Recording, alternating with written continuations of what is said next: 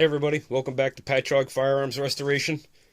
Today we're going to get into dry fitting our Boyd's pepper stock laminate with our Ruger American 300 blackout action. Included in the kit were instructions on how to dry fit this and then do the bedding process, some Pro Bed 2000, the magazine well with the AR mag release,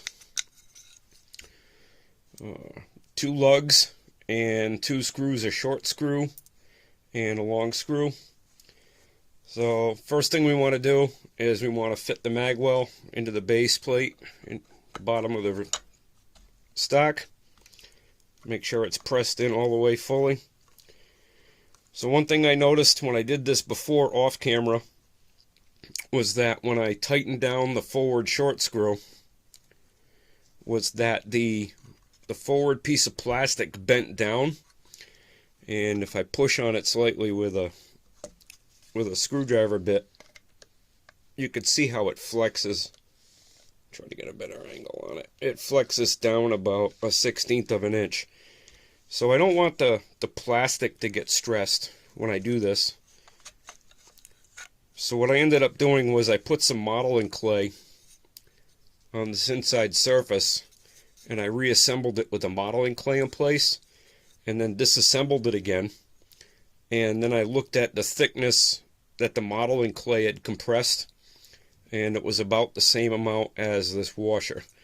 So when I do the final assembly, I'm going to have this washer glued onto the floor plate so that the plastic doesn't bend or get stressed. So I'm going to go ahead and put the washer in and the floor plate in. And we're going to make sure that's in tight, and then we're going to flip this over. So the 2 lugs that they provide us, one's got a very long tab, and that goes up here at the forward end. We're just going to drop that down into place. And then they also give you the short one, and it's got a boss on one side. The boss is going to go on the forward end of the rifle, back here, right up against the mag plate. Then we're going to drop our receiver in place, and then we're going to make sure that it clicks in and lines up with the lugs. We're going to hold everything secure, flip it over, then we're going to take the long screw first, drop it in the back, screw this down. You want to screw this one down first, that way you get the float out here on the forward end of the barrel and it picks the end of the barrel up. So now that we've got that one in, I'm just going to bump that washer over a little bit because it's not glued in yet. I'm going to drop that forward screw in.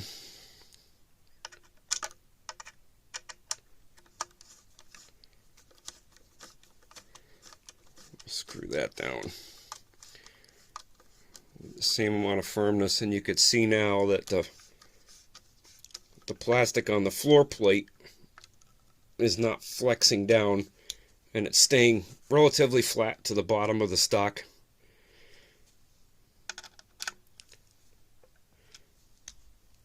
I'm not going to put the wood screw in the back. I don't think it's necessary at this point. So now that we got this assembled, we're going to also check for barrel float, make sure that none of the wood is contacting up here. Hold on, I'm going to readjust this and put this in the gun rest and show you how to check for that barrel float. Okay, now that the barrel's back on the gun rest, what I have here is just a 1-inch wide strip of paper. We're going to take the strip of paper and we're going to, without trying to get our arms in the way of the camera, make sure that this floats underneath most of the length of the barrel and that it's not touching, that the paper shows us we have a nice gap. Now that we've got that done, everything else back here works really good. Everything fits well.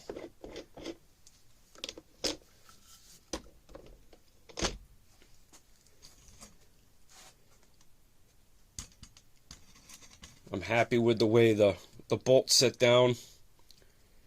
I haven't tried the wood screw yet, but I have confidence this is going to work good. Up next, the next video we're going to do is we're actually going to do the bedding process on this Ruger American. And I'll guide you through that, but the dry fit is the most important thing to do before you rush into this. That's all I got for you guys today. Don't forget to hit like and subscribe. And to join me here again on Patchogue Firearms Restoration. If you have a passion for rebuilding, fixing up old firearms, as well as, in this case, modernizing our new one. Thanks. Have a great day.